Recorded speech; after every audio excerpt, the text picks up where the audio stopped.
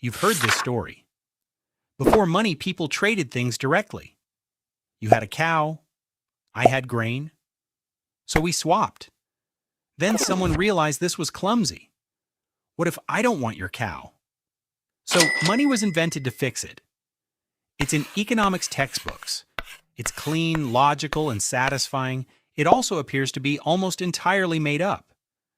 Because when anthropologists went looking for a society that actually worked this way, they couldn't find one. Not one. So how did your ancestors really trade for tens of thousands of years with no money at all? Let's start by killing that textbook story. The anthropologist Caroline Humphrey put it bluntly. There is no example anywhere of a pure barter economy, let alone one that then gave birth to money. The image of two people swapping a cow for grain isn't history. It's a thought experiment that economists invented and then forgot was imaginary. Adam Smith sketched it out over 2 centuries ago, and we have been repeating it ever since.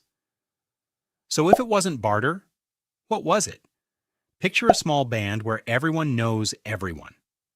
In that world, you don't really trade at all. You give. I hand you a piece of meat today. Not as a sale, as a favor. And you remember. Weeks later, when you've had a good hunt and I've had a bad one, you hand some back. No price is set. No debt is written down. There's just memory and trust and the quiet understanding that we look after each other. The economist would call this barter. It isn't. Barter is a one-time swap between strangers. This is something deeper. It's credit. As the anthropologist David Graeber argued, credit came first. Long before coins, people ran on debts and favors. The oldest economy wasn't cash, it was I owe you. This is how humans actually lived for the vast majority of our time on Earth. And this wasn't just being nice, it was survival. A single hunter's luck swings wildly. Feast one week, nothing the next. So sharing your surplus isn't charity, it's insurance. You're storing food you can't keep, inside other people, as a favor owed. In a world with no fridges and no banks, other people were your storehouse. In the Kalahari, people formalized this into lifelong gift partnerships, a web of obligations that could feed you when your own hands came up empty. But here's the limit of that system. Debt and trust only work with people you know, with your band, your neighbors, your in-laws. So what happens when you need something from strangers? A group over the next mountain? Who don't know you and might kill you on sight? You can't build a lifetime of trust with them. And yet somehow, goods still moved between them. Because here's what the archaeology shows.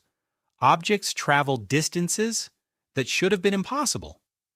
Take obsidian, a glassy, volcanic stone, perfect for blades.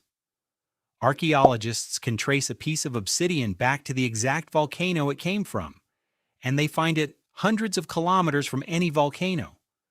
That stone crossed rivers, mountains, and the territories of dozens of separate groups. Seashells turn up deep inland, far from any coast. Later, Baltic amber traveled the length of a continent. Spondylus shells from the Mediterranean crossed all of Europe. None of this was one person making an epic journey.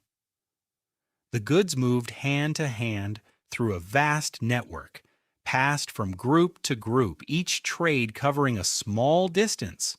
A shell might change hands 100 times before it reached you. A single object could outlast the lifetime of everyone who ever held it. But these long-distance exchanges usually weren't cold transactions. They were gifts. And a gift is a strange, powerful thing. The thinker Marcel Mauss showed that a gift is never really free. To accept one places you under a quiet obligation to give back. So handing a neighbor a fine tool or a rare shell wasn't just generosity. It was tying a knot between you.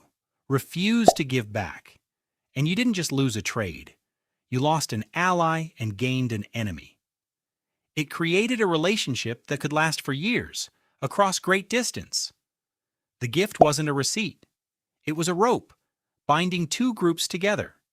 In a dangerous world, an ally 3 valleys away was worth more than any object. But what about trade with people you truly can't trust? People you're afraid to even meet face to face? Humans found a brilliant answer for that too. The ancient writer Herodotus described something called silent trade. One group would lay their goods out on a beach. Then they'd retreat, out of sight. The other group would come, inspect the goods, and lay down their own offer beside it. Then they'd withdraw. The first group returned. If they liked the offer, they took it and left. If not, they backed off again and waited for more. This could go on for hours. Two groups completing a trade without ever speaking, without ever showing their faces. Trade so careful, it didn't even require trust. Just a shared, unspoken set of rules. Neither side ever trusted the other's word. The goods did the talking. And here's the twist that undoes the whole textbook story. When something like money finally did appear, it usually wasn't for shopping.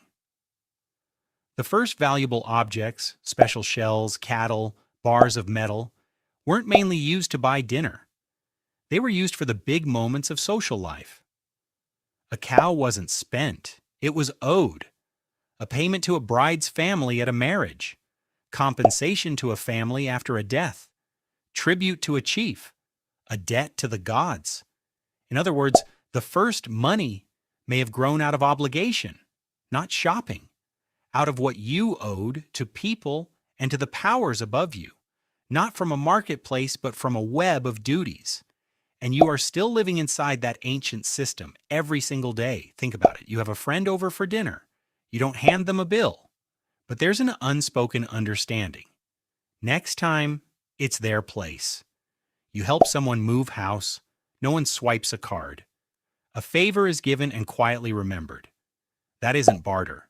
And it isn't quite money either. It's debt and reciprocity and trust. The oldest economy on earth, still running underneath the new one. So go back to that textbook picture, the cow, the grain, the awkward swap. It never really happened. Your ancestors weren't fumbling around waiting for someone to invent cash. They already had something far more sophisticated.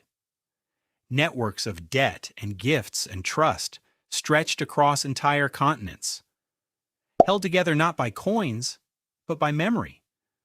Because long before humans invented money, they invented something far more powerful. They didn't need to invent money because they already had each other. The promise to remember and to pay you back.